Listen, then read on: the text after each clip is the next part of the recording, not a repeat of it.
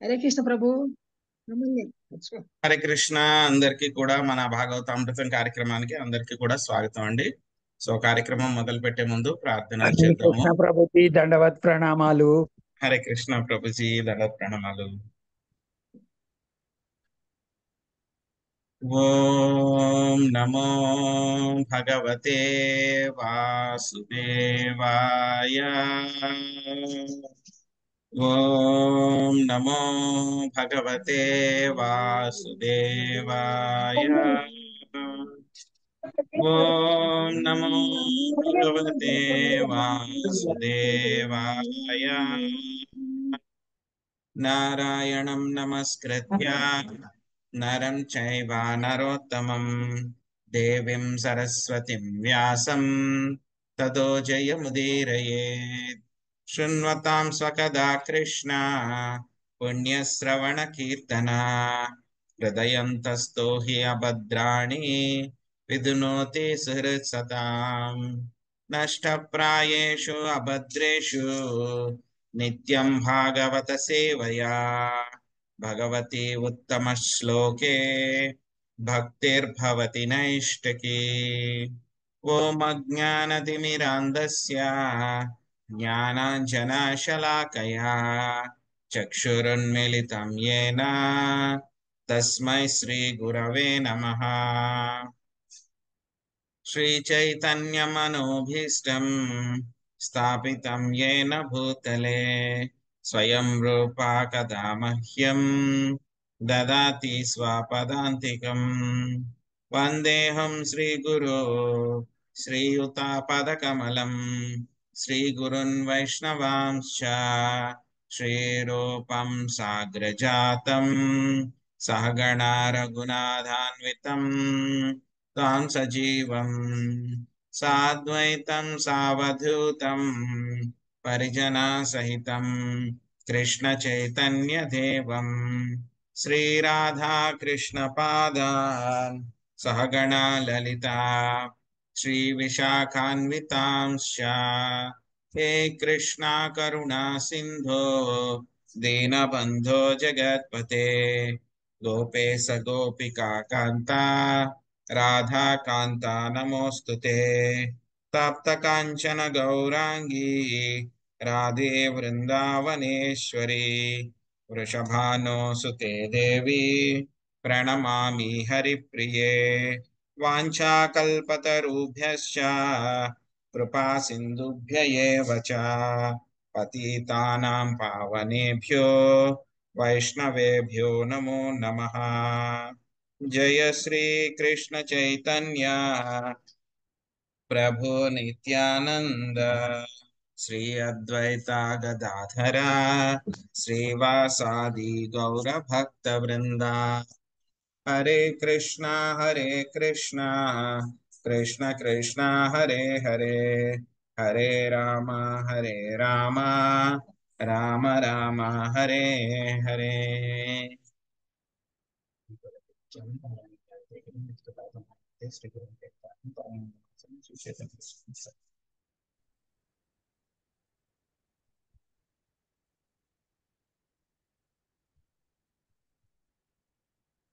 హరే కృష్ణ.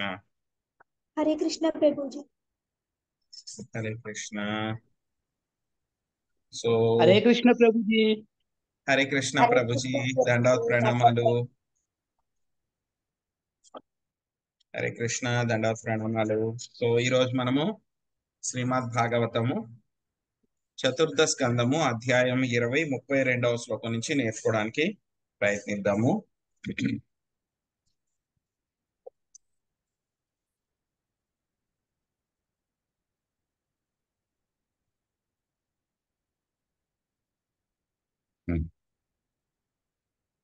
మైత్రేయం వాచ ఇత్యాదిరాజేననుత సవిస్వదృక్ తమాహ రాజన్మయి భక్తిరస్తుతే దిష్టే దృశి ధీర్మయీ తే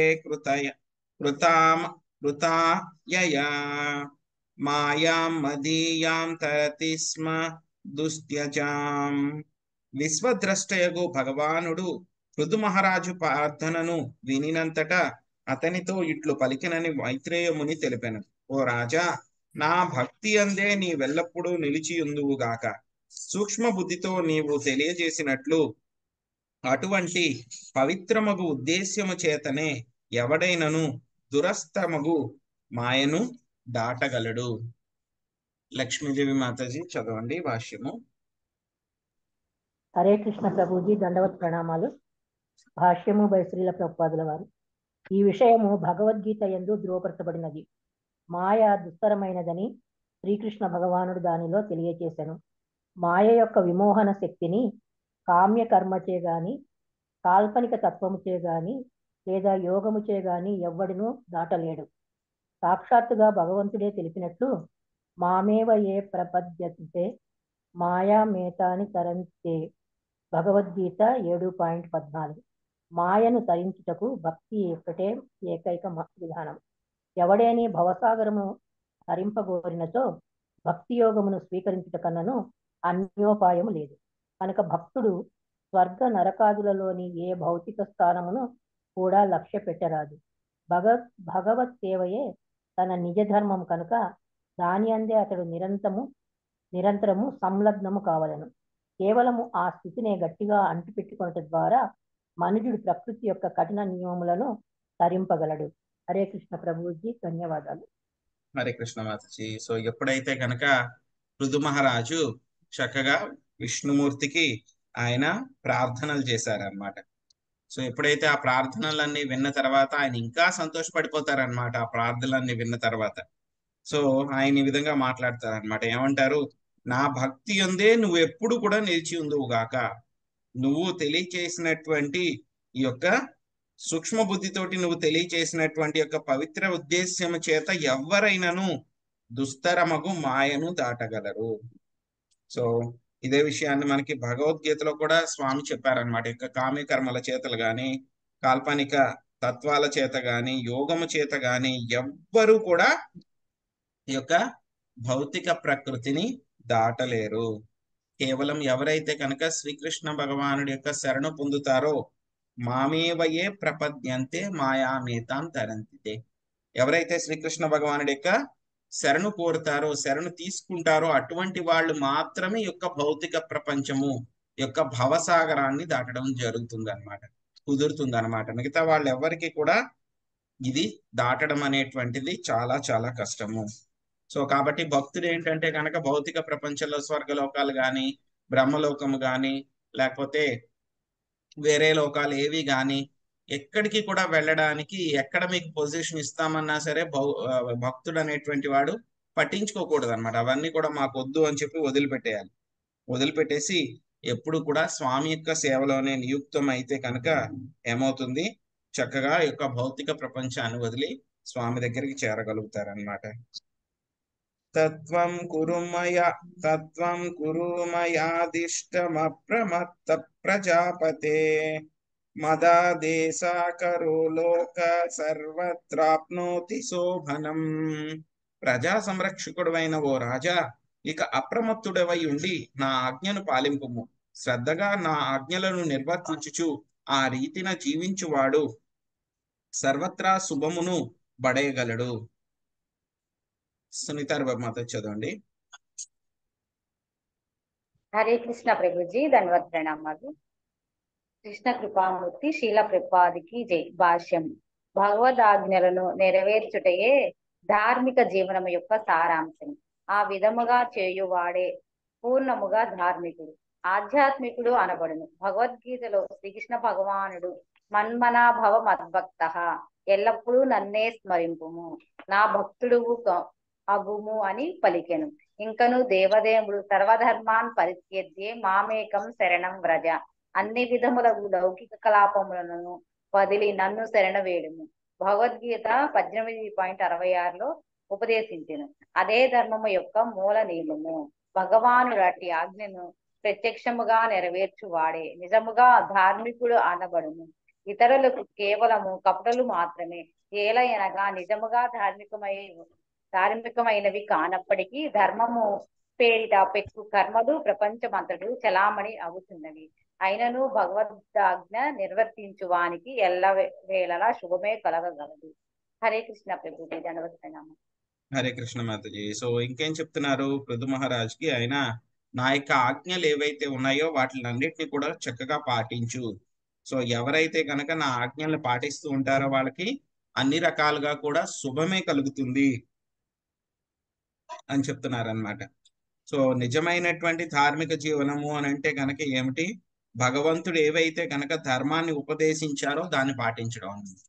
సో ఏమిటి భగవంతుడు ఉపదేశించినటువంటి ధర్మము అంటే కనుక ఆయన ఏం చెప్పారు? మొత్తము అన్ని ధర్మాలని కూడా వదిలిపెట్టేసి నాకు శరణాగతుడు అవ్వు, అదే అన్నిటికంటే కూడా చాలా అత్యుత్తమమైనటువంటి ధర్మము అని చెప్పారనమాట. ఎవరైతే కనుక దాన్ని పాటిస్తాడో వాళ్ళే నిజమైనటువంటి ధార్మికులు. లేకపోతే కనుక చాలా మంది రోజుకి ఏదో కొత్త కొత్త రకం అని చెప్పేసి ఆ వెరైటీ అని, ఈ పూజ అని, సో ఆ మాల అని, ఈ దీక్ష అని, ఏదో కొత్త కొత్తవన్నీ కూడా వాళ్ళు ఇష్టం వచ్చినట్లు సృష్టించుకుంటున్నారు అన్నమాట. సో ఇటువంటి వాటిల్ని చేయటం మూలంగా ఏమీ లాభం లేదు. ఎవరైతే కనుక భగవంతుడి ఆజ్ఞల్ని నిర్వర్తిస్తూ ఉంటారో వాళ్ళకి ఎప్పుడు కూడా శుభమే కలుగుతుంది అని చెప్పేసి స్వామి చెప్తున్నారనమాట. ఇంకా చాలా సార్లు మనకి శ్రీమద్ భాగవతంలో కూడా చెప్తారనమాట. ఈ యొక్క వర్ణాశ్రమ పద్ధతి అంతా కూడా ఎంత చక్కగా పాటించినా సరే, చాలా పెర్ఫెక్ట్ గా నీ యొక్క బాధ్యతలు, ఈ యొక్క కర్మయోగం ద్వారా నీ యొక్క బాధ్యతలన్నీ కూడా ఎంత చక్కగా పాటించినా సరే ఏమవుతుంది? చివరికి అవన్నీ పాటించిన తర్వాత చివరికి ఆ యొక్క శ్రీహరి యొక్క పాదాల మీద నీకు అనురక్తి కలగలేదు, ఆయన పట్ల భక్తి కలగలేదు అంటే కనుక నువ్వు చేసినవంతా ఏంటంటే వేస్ట్. అవన్నీ కూడా శ్రమ ఏవహి కేవలం, అవన్నీ కూడా ఊరికే చాకిరీ చేసినట్టే గాని దానివల్ల ఏమీ ఫలితం లేదు అని చెప్తున్నారు అనమాట. అల్టిమేట్ గా మనం ఏం చేసినా సరే ఆ యొక్క కృష్ణ భక్తి రావడానికి ఉపయోగపడిందా ఆ పని అంటే గనక దానికి ఏమైనా మనకి మన యొక్క సమయాన్ని మనం సార్థకం చేసుకున్నట్టు అనమాట. ఏ పైనైనా చేసిన దానికి మన కృష్ణ భక్తి పొందడానికి మనకి ఉపయోగపడలేదు అని అంటే కనుక ఆ యొక్క టైం కానీ మనం పెట్టినటువంటి ఆ యొక్క ప్రయత్నం కానీ ఎఫర్ట్ కానీ అవన్నీ ఏమవుతాయి? శ్రమ ఏవహి కేవలం. మైత్రేయం వాచా ఇతి వైన్యస్య రాజర్షే ప్రతినందాన్యర్థ పూజితోను గృహీత్వైనం గంతుం చక్రేచ్యుతో మతిం. మైత్రేయుడు విదురునితో ఇట్లు పలికెను, పృథు మహారాజు యొక్క భావ గర్భితములైన ప్రార్థనలను దేవదేవుడు మిగుల ప్రశంసించెను. ఆ విధముగా రాజుచే యుక్తముగా పూజించబడిన వాడై భగవానుడు అతన్ని దీవించి నిష్క్రమించదలచెను. మహాలక్ష్మి మాతాజీ మీరు మొదటి పారాగ్రాఫ్ చదవండి. శ్రీదేవి మాతాజీ మీరు రెండో పారాగ్రాఫ్ చదవండి. హరే కృష్ణ ప్రభు, దండ ప్రణామాలు. హరే కృష్ణ మాతాజీ. భాష్యము ప్రభుపాదుల వారికి జై. ఈ శ్లోకములో ప్రతినంద్యార్థవద్వచ అను పదము మిగుల ప్రధానమైనది. రాజు చేసిన భావ గర్భితములైన ప్రార్థనలను భగవానుడు ప్రశంసించునని అది సూచించుచున్నది. భక్తుడు భగవాను ప్రార్థించినప్పుడు అది ఏవో భౌతిక లాభముల కొరకు గాక భగవద్ అనుగ్రహమును వేడుటకై అయి ఉండును. జన్మ జన్మాంతరముల తాను కృష్ణ పాద పద్మ సేవలో నియుక్తుడు కావలనని భక్తుడు వేడుకొనును. కనుకనే శ్రీ చైతన్య మహాప్రభువు మమ జన్మని జన్మని జన్మ జన్మాంతరములు అనే పదములను వాడి ఉండిరి.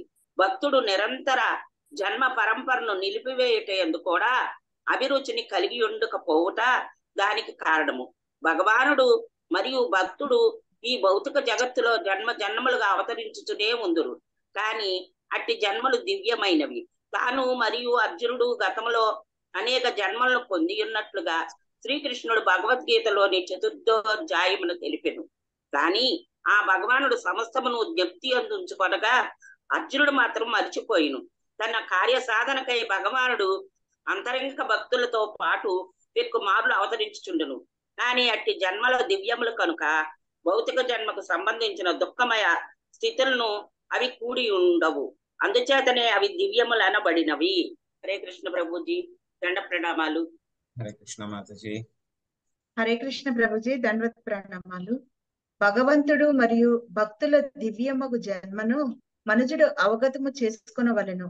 పూర్ణముగు ధర్మ విధానమైన భక్తి యోగమును సుస్థాపించుటయే భగవానుని అవతార ప్రయోజనము. ఇక ఆ ధర్మ విధానమును లేదా భక్తి సాంప్రదాయమును ప్రపంచమంతటను ప్రచారము చేయుట భక్తుని జన్మ యొక్క ప్రయోజనము.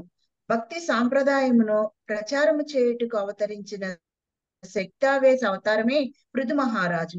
ఆ స్థితిలోనే సుస్థిరుడు వగుమని భగవానుడు అతనిని దీవించెను. ఆ విధంగా రాజు భౌతిక వరదానమును కోరుటను నిరాకరించగా భగవానుడు అట్టి నిరాకరణను మిగుల ప్రశంసించెను. ఈ శ్లోకంలోని మరి ఒక ముఖ్య పదము అచ్యుత అనునది, అనగా చ్యుతి లేనివాడు అని అర్థము.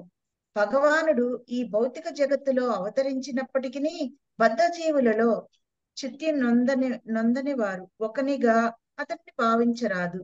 భగవానుడు అవతరించినప్పుడు ప్రకృతి గుణములచే కలుషితమగుగాక తన ఆధ్యాత్మిక స్థితిలోనే నిలిచియుండును. కనుకనే శ్రీకృష్ణ భగవానుడు తన అవతారము యొక్క గుణమును భగవద్గీతలో ఆత్మ మాయయ అంతరంగిక శక్తిచే వనరింపబడినది అని వర్ణించెను. అచ్యుతుడైన భగవానుడు ప్రకృతిచే బలవంతంగా ఈ భౌతిక జగత్తులో జన్మింపడు. మానవ సంగమున ధర్మమును పునఃస్థాపించి దానవ ప్రభావము నశింపచేయుటకే ఆ దేవదేవుడు అవతరించును. హరే కృష్ణ ప్రభుజీ, ధన్యవాదాలు.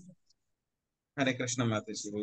సో ఎప్పుడైతే కనుక పృథు మహారాజు చాలా చక్కగా చాలా గూఢ అర్థంతో కలిగి ఉన్నటువంటి ప్రార్థనల్ని ఎప్పుడైతే కనుక విష్ణు భగవానుడు విన్నారో ఆయన ఆ ప్రార్థనలు వించి చాలా బాగా ప్రార్థించవయ్యా నువ్వు అని చెప్పారనమాట ఆయన. సో ఇంకా ఆయన వెళ్ళడానికి అక్కడి నుంచి ఇంకా నిశ్చయించుకున్నారనమాట. ఇంకా సో అంతా కూడా చెప్పిన తర్వాత సో ముందుగా ఏం చేశారు, ఆయన ఏదైతే కనుక కృష్ణ భగవానుడు ఆయన చెప్పాలనుకున్నారో అంతా చెప్పారు. చెప్పిన తర్వాత నీకేం కావాలి అని అడిగితే కనుక పృథు మహారాజు ప్రార్థనలు చేశారు. ఆ ప్రార్థనలు విన్న తర్వాత అంతా కూడా విన్న తర్వాత నేను చాలా సంతోషించానయ్యా. సో నువ్వు నీ యొక్క బాధ్యత ఏదైతే ఉందో రాజు కింద ప్రజలను ఏవైతే కనుక సంరక్షించాలో ఆ పనిలో నువ్వు చక్కగా నియుక్తుడు అవ్వు అని చెప్పేసి ఇంకా సో చాలా బాగుంది అని చెప్పి ప్రశంసించి ఇంకా ఆయన వెళ్ళిపోవడానికి ఇంకా రెడీ అవుతున్నారనమాట. సో ఏమిటి అంటే కనుక భక్తులు ఏమి కోరుకుంటారు అనేటువంటి దాని విషయం గురించి శ్రీల ప్రభుపాదుల వారు ఇక్కడ చెప్తున్నారనమాట. సో భక్తులు నిజమైన భక్తులు ఏం కోరుకుంటారు అంటే కనుక భక్తులు వైకుంఠానికి కూడా వెళ్ళిపోవాలి అని చెప్పి వాళ్ళు కోరుకోరు అనమాట. కానీ ఏమని కోరుకుంటారు భక్తులు, ప్రతి జన్మలో కూడా ఎన్ని జన్మలైనా సరే మేము స్వామి యొక్క సేవకుల కింద మాత్రమే ఉండాలి. సో మమ్మల్ని ఎక్కడ పెట్టినా పర్వాలేదు, స్వర్గలోకాల్లో పెట్టినా పర్వాలేదు, భూలోకంలో పెట్టినా పర్వాలేదు, వైకుంఠాల్లో పెట్టినా పర్వాలేదు, నరకాల్లో పెట్టినా పర్వాలేదు, ఎక్కడ పెట్టినా పర్వాలేదు, కానీ ఏం ఉండాలి అక్కడ భగవంతుడి యొక్క సేవలో మేము నియుక్తం అవ్వాలి. మళ్ళీ జన్మలు తీసుకున్నా సరే పర్వాలేదు అని చెప్తూ ఉంటారన్నమాట. సో అందుకే చైతన్య మహాప్రభు కూడా చెప్పారు, ఏం చెప్పారు, మమ జన్మనీశ్వరే భవతాద్ భక్తి రహైతుకిత్వయి. సో మళ్ళీ కూడా నేను భక్తుడి కిందే మీకు సేవ చేయాలి, అటువంటి భాగ్యాన్ని కలిగించండి అని చెప్పి ప్రార్థిస్తున్నారన్నమాట. సో ఏమవుతుందంటే కనుక కొంతమంది ఆంతరంగిక భక్తులు ఎవరైతే ఉంటారో వాళ్ళు ఏం చేస్తూ ఉంటారు, స్వామితో పాటు మళ్ళీ అవతరిస్తూ ఉంటారు. ఎప్పుడైతే కనుక స్వామి అవతారం తీసుకుని వచ్చారో ఆయన ఒక్కనే రారు, ఆయనతో పాటు ఆయన యొక్క కాన్ఫిడెన్షియల్ డివోటీస్ అన్నమాట. ఆంతరంగిక భక్తులు అందరూ కూడా ఆయనతో పాటు వస్తారు, ఆయనతో పాటు లీలలు చేస్తారు, లీల పరిసమాప్తి అయిన తర్వాత ఆయనతో పాటే మళ్ళీ వెనక్కి వెళ్ళిపోతారు అనమాట. కానీ ఏమవుతుంది, ఇవి వచ్చినా సరే ఏమవుతుంది, ఆయన యొక్క ఆంతరంగిక భక్తులకి కూడా సో యొక్క లీల మేము ఇలాగ వచ్చాము, లీల చేయడానికి వచ్చామని చెప్పేసి వాళ్ళకి గుర్తుండదు అనమాట. కానీ స్వామికి మాత్రము ఏ స్థితిలో ఉన్నా సరే పూర్తిగా ఆయనకి మొత్తం అన్ని కూడా గుర్తుంటాయి అనమాట. 4వ అధ్యాయంలో చూసాం. సో ఎప్పుడైతే కనుక భగవద్గీత యొక్క హిస్టరీ గురించి, చరిత్ర గురించి అంతా చెప్పినప్పుడు, సో సూర్య భగవానుడి కంటే నువ్వు చాలా తర్వాత పుట్టినటువంటి వాడివి, సూర్యుడైతే కనుక నీకంటే కూడా చాలా ముందు పుట్టినటువంటి అతను. సో కాబట్టి ఆయనకి నువ్వు ఎలాగయ్యా ఉపదేశం చేశావు భగవద్గీతను అని అడిగితే కనుక స్వామి చెప్తారనమాట, అర్జున నువ్వు నేను కలిసి ఎన్నో జన్మలు తీసుకున్నాము, ఎన్నో అవతారాల్లో వచ్చాం, కానీ ఏమైంది, వాటిని అన్నిటినీ కూడా నువ్వు మర్చిపోయావు, కానీ అవన్నీ కూడా నాకు గుర్తున్నాయి అని చెప్పారనమాట. సో ఇంకొకటి ఏంటంటే కనుక భక్తుల యొక్క పద్ధతి ఏమిటి అని అంటే కనుక స్వామి ఏం చేస్తారు, అవతారం తీసుకుని వచ్చినప్పుడు ఆయన ధర్మ సంస్థాపన చేస్తారు అన్నమాట. వచ్చినప్పుడు చాలా ప్రయోజనాలు ఉంటాయి. అందులో ఒక ముఖ్యమైనటువంటి ప్రయోజనం ఏంటి, ధర్మ సంస్థాపనార్థాయ సంభవామి యుగే యుగే, ప్రతి యుగంలో కూడా ధర్మాన్ని పునఃస్థాపించడానికి నేను వస్తాను అని చెప్పారన్నమాట. స్వామి పునఃస్థాపించిన తర్వాత ఎవరైతే భౌతిక ప్రపంచంలో బద్ధజీవులు ఎవరైతే ఉన్నారో వాళ్ళందరికీ కూడా కాన్వాస్ చేయాలి. సో ఇలాగ భక్తి ఉంది, భక్తి చేస్తే కనుక మీరు భగవద్ధామానికి వెళ్ళగలరు, ఇక్కడ బాగా కష్టపడక్కర్లేదు, భగవంతుని యొక్క భక్తి చేయండి అని చెప్పి ప్రోత్సహించడానికి ఏం చేస్తూ ఉంటారు, ఆయన యొక్క శుద్ధ భక్తులు అందరూ కూడా వైకుంఠం నుంచి వస్తూ ఉంటారు. సో ఆ యొక్క భక్తుల యొక్క పని ఏమిటి, యొక్క భగవద్భక్తిని ప్రచారం చేయడం అన్నమాట. అలాగే పృథు మహారాజు కూడా ఆయన ఏంటంటే కనుక శక్త్యావేశ అవతారం. శక్త్యావేశం కింద అవతారం కింద ఆయన ఏం చేశారో, ఆయన యొక్క రాజు కింద ఆయన యొక్క బాధ్యతలంతా కూడా చక్కగా నిర్వర్తిస్తూ ఆ ప్రజలు ఎవరైతే ఉన్నారో దేశంలో ప్రజలు వాళ్ళందరినీ కూడా ఆ యొక్క వర్ణాశ్రమ పద్ధతిలో అంతకంటే కూడా భక్తిలో వాళ్ళందరినీ కూడా నిమగ్నం చేసేలాగా చేయటమే యొక్క పృథు మహారాజు యొక్క అవతారం యొక్క ముఖ్య ఉద్దేశం అన్నమాట. సో కాబట్టి ఏం చెప్తున్నారు, నీ యొక్క పని ఏదైతే ఉందో ఆ యొక్క భక్తులను అందరినీ కూడా సరైన మార్గంలో నడిపించేటువంటి పని ఏదైతే ఉందో దాన్ని చక్కగా నిర్వర్తించు అని చెప్పి చెప్తున్నారు అన్నమాట. దేవర్షి పితృ గంధర్వ సిద్ధ చారణా పన్నగా కిన్నరాప్సరసోమర్త ఖగా భూతాన్యనేక సహ యజ్ఞేశ్వర ధియారాజ్ఞి వాగ్విత్తాంజలి భక్తిత సభాజితాయుయు సర్వే వైకుంఠానుగతా స్థిత.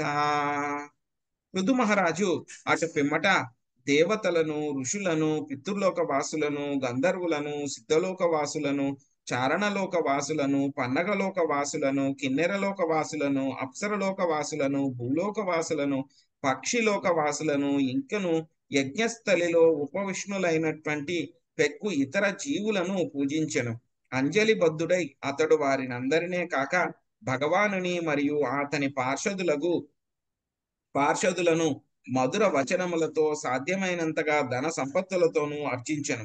ఆ కార్యక్రమము ముగిసినంతటా విష్ణు భగవానుని అనుసరించుచు అందరూ తమ తమ నెలవులకు జనిరి. రాధమ్మ మాతాజీ చదవండి. హరే కృష్ణ ప్రభుజీ, దండవత్ ప్రణామం. భాష్యం బై శ్రీల ప్రభుపాదులకు జై. ఇతర గ్రహములలో జీవజాలము లేదని, కేవలము భూమిపైననే బుద్ధి మరియు శాస్త్రీయ జ్ఞానము కలిగిన జీవులు ఉన్నారు అనే భావన ఆధునిక వైజ్ఞానిక సమాజమున పాతుకుపోయి ఉన్నది. కానీ వైదిక వాంగ్మయము పుట్టి మూర్ఖ సిద్ధాంతమును అంగీకరింపదు. దేవతలు, ఋషులు, పితృదేవతలు, గంధర్వులు, పన్నగులు, కిన్నరులు, చారణులు, సిద్ధగణము, అప్సరస్సులు వంటి నానా రకములకు జీవులతో వివిధ లోకములు నిండి ఉన్నవని వైదిక జ్ఞానము అనుసరించే వారులు పూర్తిగా నెరిగి ఉందరు. భౌతిక ఆకాశములోని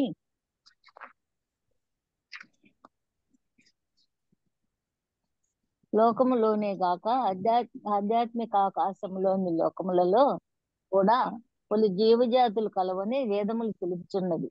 ఈ జీవులందరూ ఒకే ఆధ్యాత్మిక స్వభావమును కలిగి ఉండి గుణరీత్యా భగవానునితో సమానమైనప్పటికీ 8 భౌతిక తత్వములచే భూమి, జలము, అగ్ని, వాయువు, ఆకాశము, మనస్సు, బుద్ధి, అహంకారము, ఆత్మ ఆవరింపబడి ఉన్నందున నానా విధములకు దేహములను కలిగి ఉన్నారు. అయినను ఆధ్యాత్మిక జగత్తులో దేహమునకు దేహికి అట్టి భేదము లేదు. భౌతిక జగత్తులో మాత్రము వివిధ లోకములందలి వివిధ దేహములలో విభిన్న లక్షణములు ప్రకటమై ఉండును. ప్రతి లోకమందును భౌతికము, ఆధ్యాత్మికము రెండును నానా విధముగు బుద్ధి కుశలత కలిగిన జీవులు కలరని వేద వాంగ్మయం నుండి మనకు సమాచారం లభించుతున్నది. ధరిత్రి భూలోకంలో ఒక గ్రహము కాగా భూలోకమునకు పైన 6 లోకములు, క్రింది భాగమున 7 లోకములు కలవు. అనుకునే సమస్త విశ్వము చతుర్దశి భువనమని, అనగా అది 14 వివిధ లోకములను కలిగి ఉన్నదని ప్రసిద్ధి చెందినది. భౌతిక ఆకాశంలోని ఈ లోకములకు పరముగా మరి యొక్క ఆకాశము కలదు. అది ఏ నియోమము లేదా ఆధ్యాత్మిక ఆకాశం అని పిలువబడింది. అచ్చట ఆధ్యాత్మిక లోకములుండును. తల్లోక వాసులు భగవానుని ప్రేమయుత సేవలో నియుక్తులై ఉండును. ఆ ప్రేమయుత సేవలో దాస్యరసము, సత్యరసము, వాత్సల్య రసము, మధుర రసము వీటన్నింటికి పైన పరకీయ రసము అనేది వివిధ రసభావనలుండును. చివరిదగు పరకీయ రసము శ్రీకృష్ణ భగవానుడు వసించడి కృష్ణలోకమున నెలకొని ఉండును. ఆ లోకమే గోలోక బృందావనమనియు పిలువబడును. ఆ దేవదేవుడు అచ్చోటనే శాశ్వతంగా వసించి ఉన్నను కోట్లాది రూపములలోనికి కూడా విస్తరించి ఉండును. అటువంటి ఒకానొక రూపంలోనే అతడు ఈ భౌతిక జగత్తులోని బృందావనమున అవతరించి బద్ధజీవులను భగవద్ధామం వైపునకు ఆకర్షించుటకు ఆధ్యాత్మిక ఆకాశములోని గోలోక బృందావనమునకు చెందిన తన ఆది లీలలను ప్రదర్శించు. Hare Krishna Prabhuji, thank you. Hare Krishna Mataji. So ఇక్కడ ఈ శ్లోకంలో చెప్తున్నారు, ఇంకా స్వామి వెళ్ళిపోవడానికి ఇంకా ఆయన సిద్ధమయ్యారనమాట విష్ణు భగవానుడు.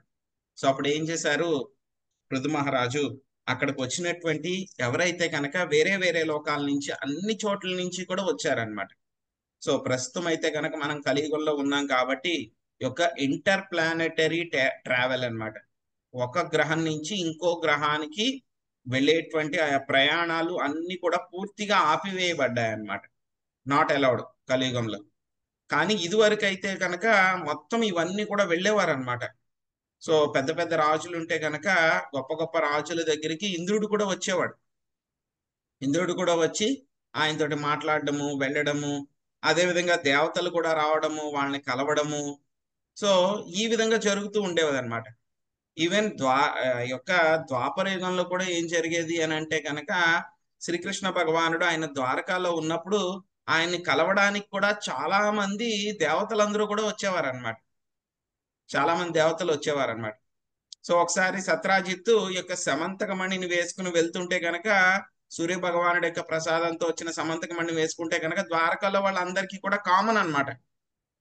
ఇప్పుడు ఢిల్లీలో ఉన్నారనుకోండి ఎవరైనా సరే, సో అక్కడికి ప్రైమ్ మినిస్టర్ని చూడడానికి ఏం చేస్తూ ఉంటారు, రకరకాల స్టేట్స్ లో ఉన్న చీఫ్ మినిస్టర్స్, ముఖ్యమైన మినిస్టర్స్, లేకపోతే కనుక వేరే కంట్రీల్లో ఉన్నటువంటి ప్రెసిడెంట్లు, లేకపోతే కనుక వాళ్ళ యొక్క అంబాసిడర్లు, రాజదూతలు ఎవరైతే ఉంటారో వాళ్ళందరూ కూడా వస్తారు రాష్ట్రపతి భవన్ దగ్గర, ప్రధానమంత్రి గారి ఇక నివాసం దగ్గర రోజు వస్తూ ఉంటారు. సో అక్కడ ఆయన పక్కన ఉండే వాళ్ళందరికీ అది కామన్. అది పెద్ద పెద్ద ఆ సీఎం వచ్చాడు, ఈ సీఎం వచ్చాడు అని చెప్పి అలా కామన్ అనమాట. అలాగే శ్రీకృష్ణ భగవానుడి దగ్గరికి కూడా దేవతలందరూ కూడా వస్తూ ఉంటారు. అదంతా కూడా చాలా కామన్ వాళ్ళకి అందరికీ కూడా. సో అంటే ఇంటర్ ప్లానెటరీ ట్రావెల్, ఒక గ్రహం నుంచి ఇంకొక గ్రహానికి కూడా ప్రయాణాలన్నీ కూడా అప్పుడు జరిగేవన్నమాట. సో ఇంకా పాండవులు కూడా వనవాసం చేసేటప్పుడు ఆ యొక్క హిమాలయాన్ని దాటుకుని వాళ్ళు వేరే వర్షాలకు కూడా వెళ్ళేవారు. భరత వర్షం నుంచి వేరే వర్షాలకు కూడా వెళ్ళారు.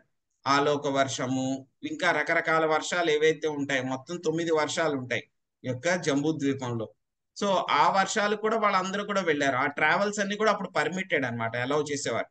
కానీ ఇప్పుడు ఏంటంటే కనుక కలియుగంలో మొత్తం అన్ని కూడా కట్ చేసేసారు, అవన్నీ కూడా అలౌడ్ లేదనమాట. సో కాబట్టి మన వాళ్ళకి ఎక్కడికి వెళ్ళరు, భూమి మీదే ఉంటారు, ఎవరు కనపడరు. సో ఎవరు ఉన్నటువంటి జాడ కూడా వాళ్ళకి తెలియదు. కాబట్టి వాళ్ళు ఏమనుకుంటారు, లేదు లేదు లేదు, ఓన్లీ భూమి మీద మాత్రమే మనుషులు ఉంటారు, ఇంకెక్కడ ప్రకృతిలో ఎక్కడా కూడా జీవులు అనేటువంటి వాళ్ళే లేరు. ఎక్కడ ఉన్నా సరే ఏలియన్స్, ఎక్కడ వేరే గ్రహంలో ఏదో కొంతమంది ఉంటారు, వాళ్ళకి ముక్కు, చెవులు, కాళ్ళు కూడా సరిగ్గా ఉండవు.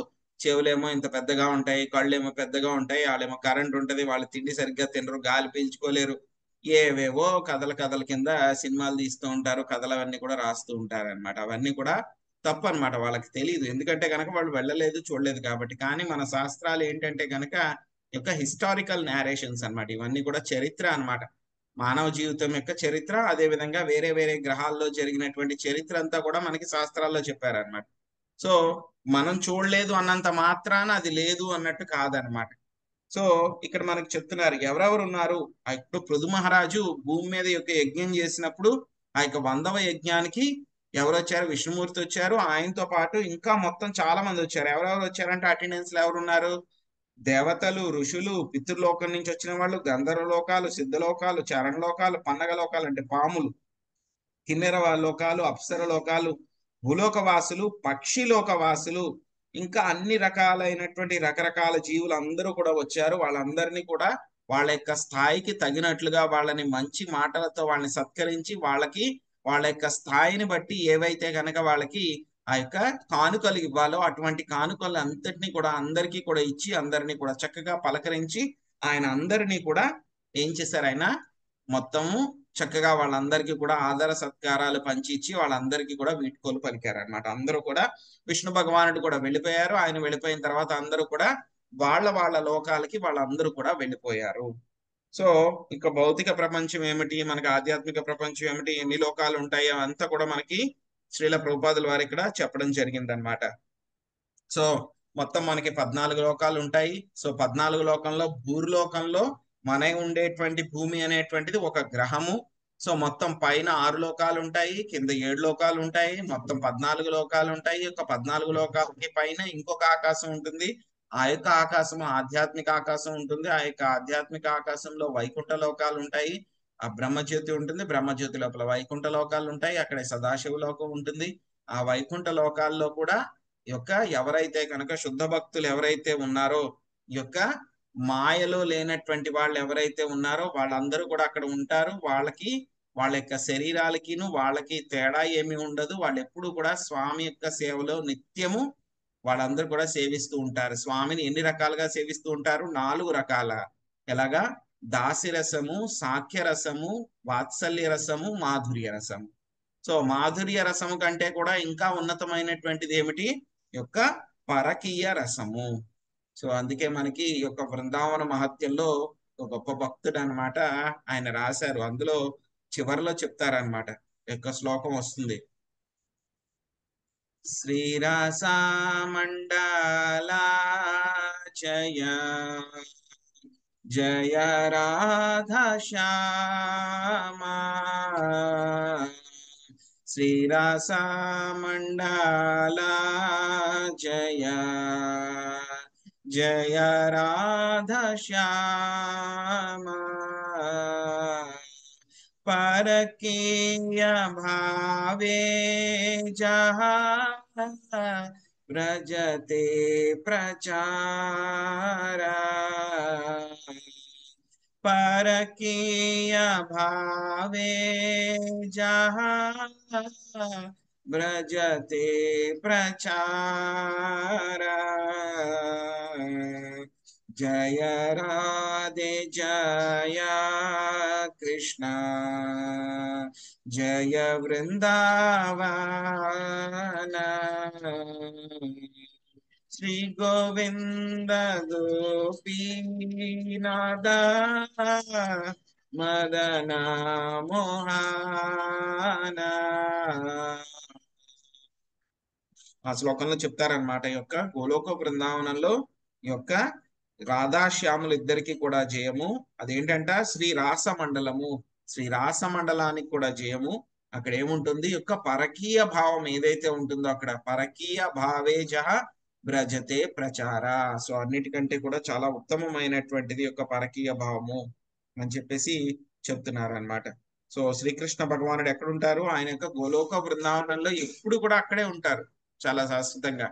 కానీ ఏమవుతుంది, ఆయన అక్కడే ఉన్నా సరే ఏం చేస్తూ ఉంటారు? కొన్ని కోట్ల రకాలైనటువంటి అవతారాల్లో ఆయన విస్తరించి ఈ యొక్క భౌతిక ఆధ్యాత్మిక ప్రపంచాలన్నిటినీ కూడా ఆయన నడిపిస్తూ ఉంటారన్నమాట. సో తర్వాత ఏమైందో చూద్దాం. భగవానపి రాజర్షే సోపాధ్యాయస్య చాచ్యుతః హరన్నివామునో ముష్యా స్వధామా ప్రపపద్యత. అచ్యుతుడు ఆ విధముగా అచ్చటనున్న రాజు ఋత్విక్కుల మనస్సును హరించి ఆధ్యాత్మిక ఆకాశమునందలి తన ధామమునకు మరలిపోయెను. చందన మాతాజీ చదవండి. హరే కృష్ణ ప్రభుజీ, దండవత్ ప్రణామాలు. శ్రీల ప్రభుపాదుల వారి శ్రీల ప్రభుపాదుల వారికి జై. భగవానుడు పూర్తిగా ఆధ్యాత్మికమే కనుక తన దేహం మార్చుకునే ఆధ్యాత్మిక జగత్తు నుండి అవతరించగలడు. కనుకనే అతడు అచ్యుతుడని తెలియబడినాడు. కానీ జీవుడు భౌతిక జగమునకు పతనం చెందినప్పుడు భౌతిక దేహమును గ్రహింపవలసి వచ్చును. అందువలన భౌతిక దేహం అతడు అచ్యుతుడు అని పిలువబడజాలడు. నిజమైన భగవత్ సేవా కార్యము నుండి పతనము చెందును కనుక జీవుడు భౌతిక జీవంలోని సుఖదుఖములను అనుభవించుటకు భౌతిక దేహమును పొందును. కనుకనే పతిత జీవుడు అచ్యుతుడని పిలువబడును. కానీ భగవానుడు అచ్యుతుడు. భగవానుడు కేవలం రాజకీయ కాక వైదిక అనుష్ఠానమున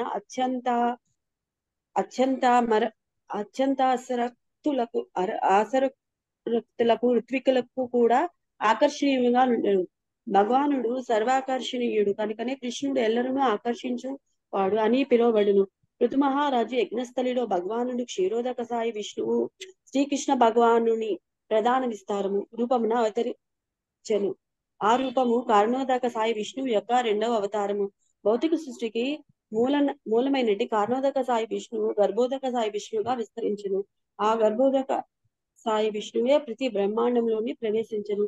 క్షీరోదక సాయి విష్ణువు ప్రకృతి గుణములను నియంత్రించు పురుషులలో ఒక్కడు. హరే కృష్ణ ప్రభుజీ. హరే కృష్ణ మాతాజీ.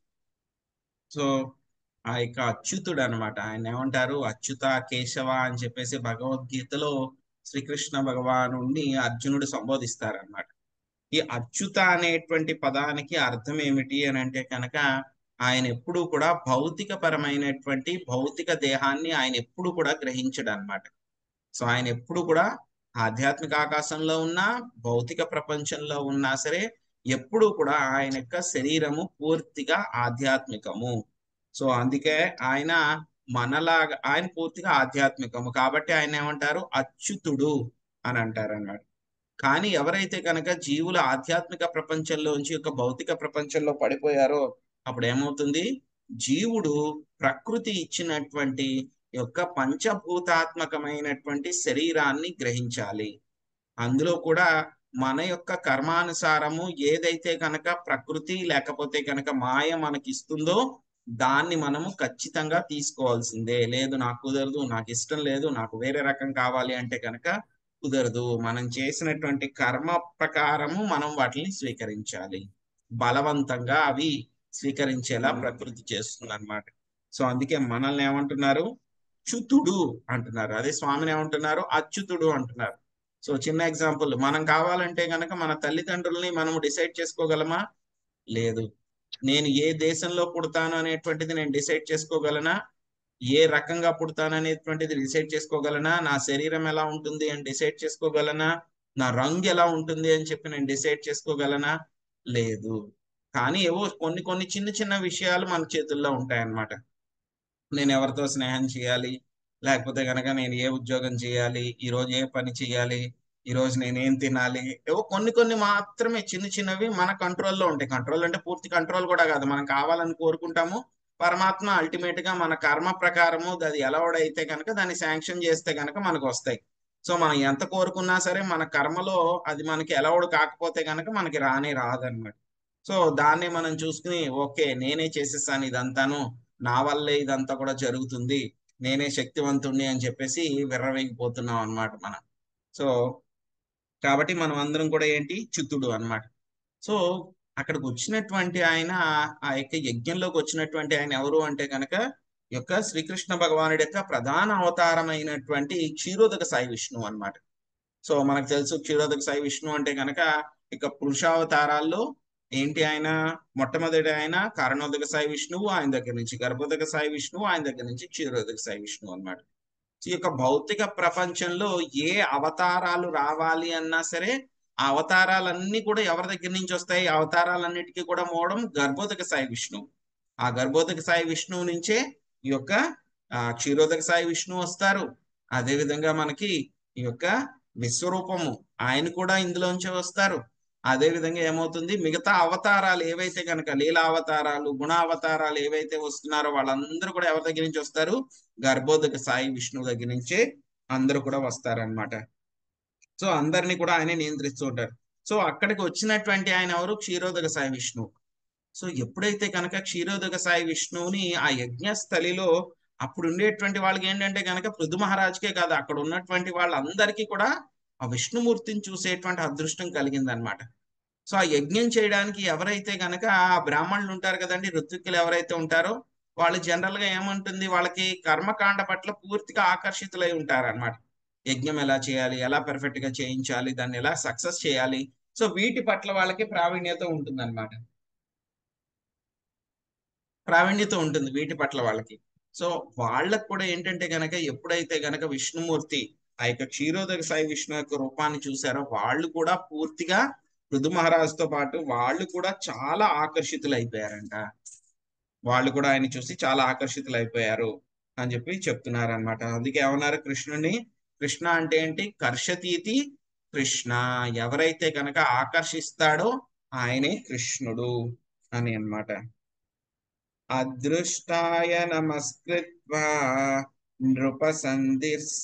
నృపసందర్శితాత్మనే అవ్యక్తాయ చ దేవానాం దేవాయ స్వపురం యయౌ.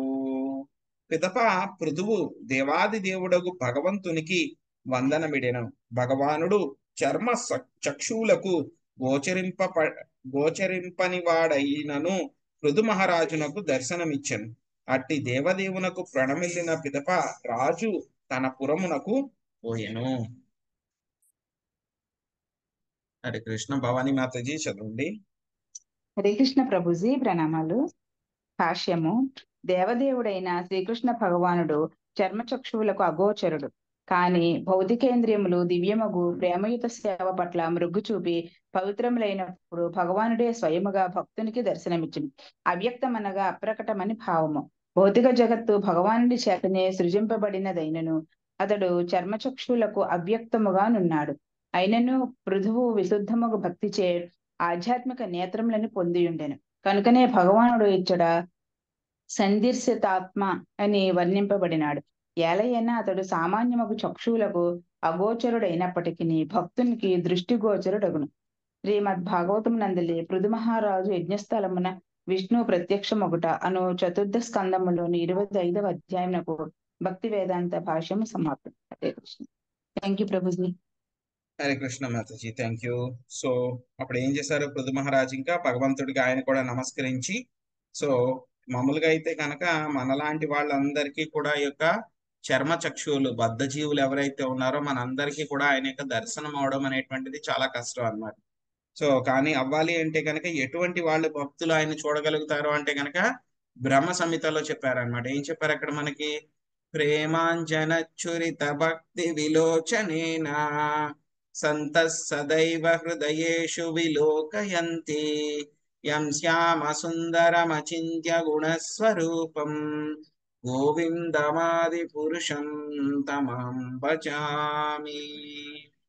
ఎవరైతే కనుక భక్తులు ప్రేమ అనేటువంటి ఒక ఆయింట్మెంట్ ని వాళ్ళ కళ్ళకి రాసుకుంటారో అటువంటి వాళ్ళకి మాత్రమే స్వామి కనిపిస్తాడు అని చెప్పి చెప్తున్నారనమాట. ఇక్కడ కూడా పృథు మహారాజు చూస్తే కనుక ఆ యొక్క ప్రేమయుతమైనటువంటి సేవ పట్ల ఆయనకి పూర్తిగా మొగ్గు చూపాడు కాబట్టి ఆయనకి పవిత్రమైనటువంటి భగవంతుడు ఆయనకి దర్శనమిచ్చారు.